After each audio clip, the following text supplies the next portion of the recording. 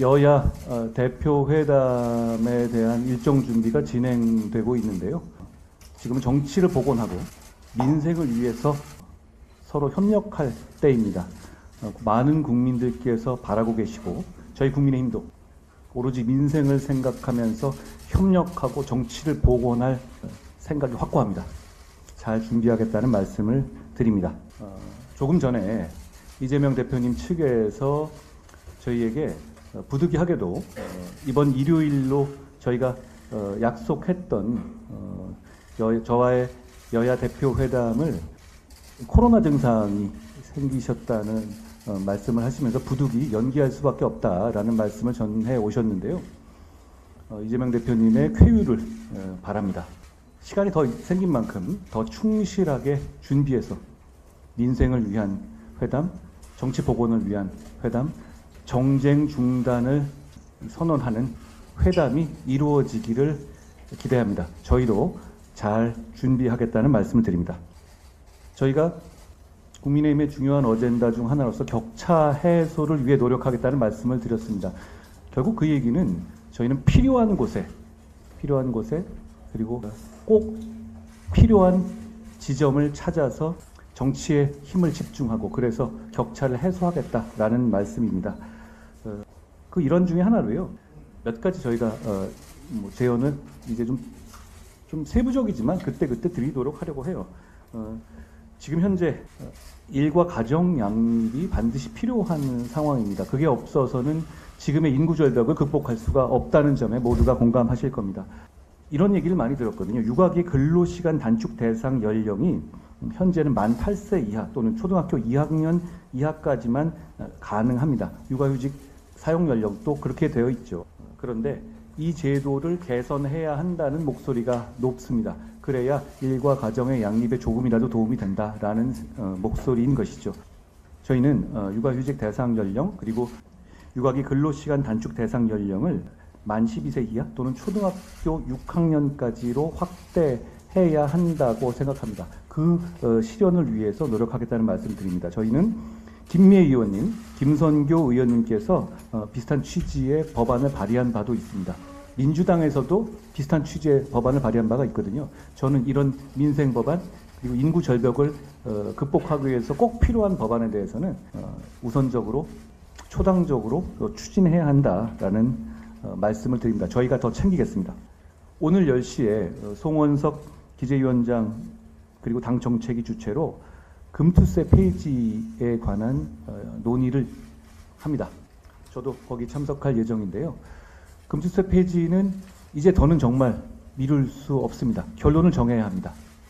사실 이번 일요일에 예정된 이재명 대표님과의 회담에서 이 문제에 대해서 저는 결론을 내기 위해서 많은 준비를 했었는데요.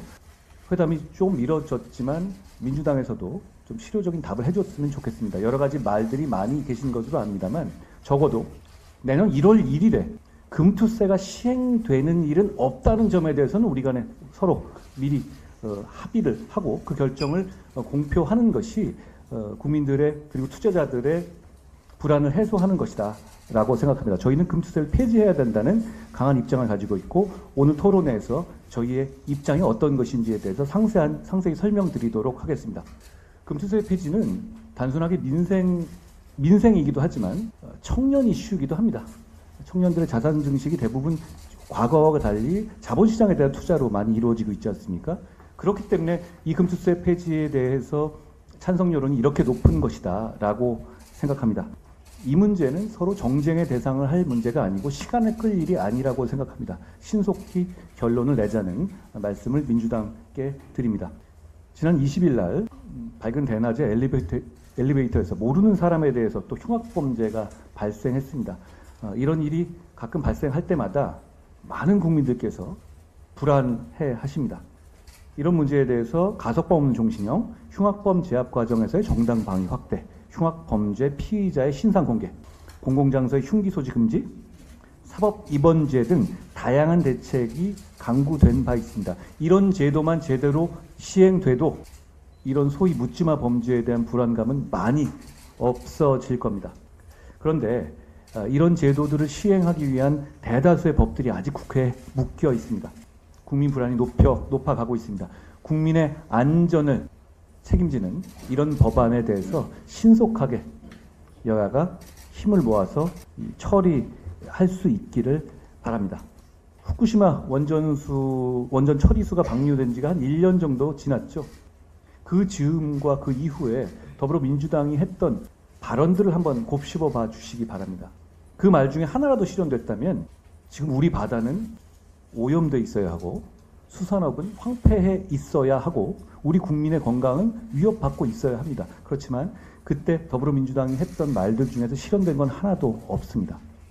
그런 괴담 때문에 우리의 수산업 어민들과 그리고 어민들이 피해를 받고 우리의 큰 재정이 투입됐습니다. 이 괴담에 대해서 이제 민주당이 어떤 입장을 갖고 있는지를 저는 묻고 싶습니다.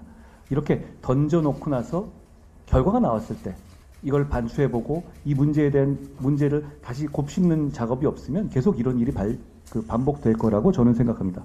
비슷한 예로 청담동 첼리스트 술자리 의혹 이거 가지고 민주당에서 당 차원에서 문제를 강력하게 제기했었죠. 당사자가 거짓말을 했고 그런 일이 전혀 없었다는 것을 법정에서까지 증언을 어제 했습니다.